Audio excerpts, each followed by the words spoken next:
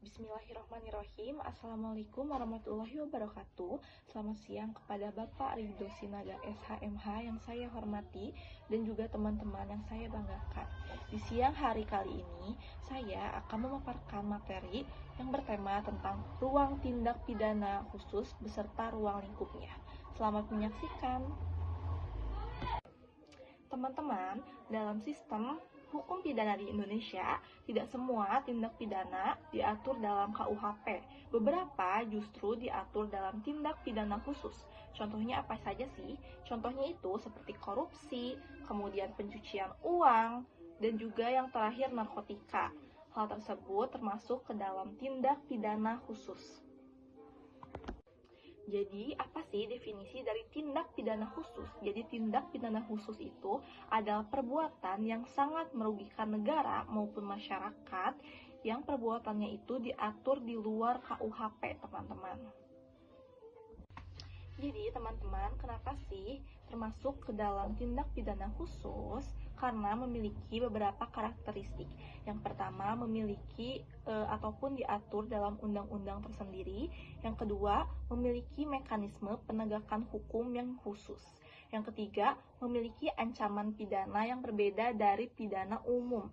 Yang terakhir, biasanya menyangkut kepentingan negara, ekonomi, ataupun keamanan negara.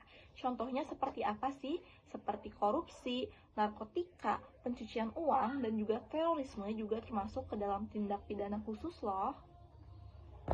Lalu, mengapa hukum pidana khusus tidak masuk ke dalam KUHP? Karena KUHP itu bersifat hukum pidana umum, sedangkan kejahatan yang dimiliki oleh hukum pidana khusus itu lebih kompleks, sehingga membutuhkan aturan yang lebih spesifik.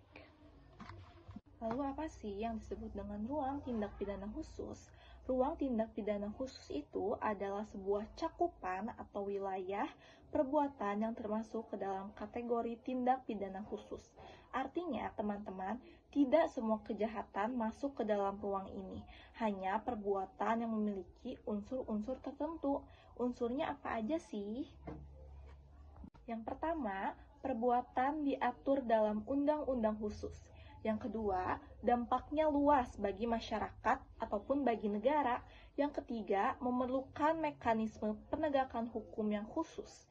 Dan yang terakhir, biasanya berkaitan dengan sistem ekonomi, keamanan, ataupun kesehatan masyarakat. Contohnya itu, korupsi. Korupsi itu kan pastinya merugikan keuangan negara.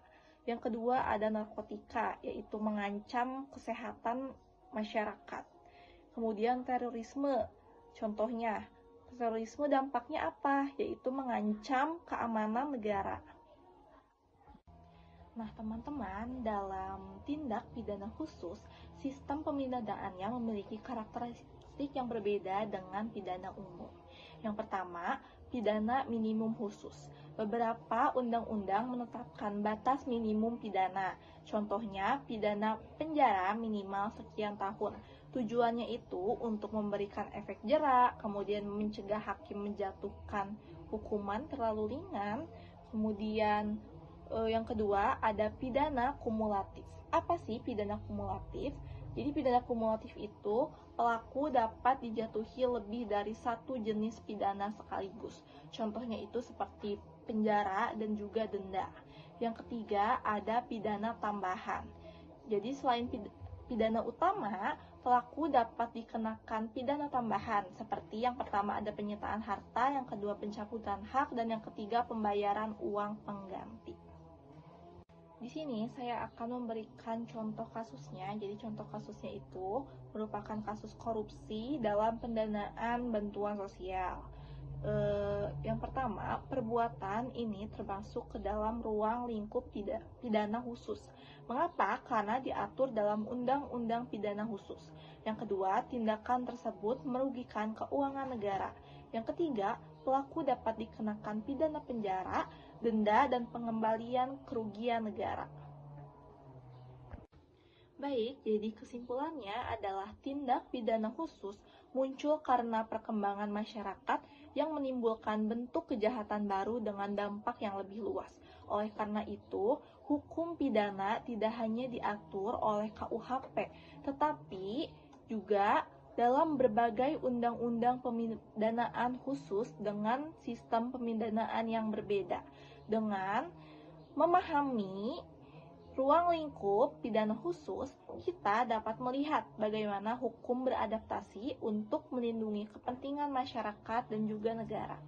Sekian paparan materi dari saya. Mohon maaf apabila ada kekurangan. Wassalamualaikum warahmatullahi wabarakatuh.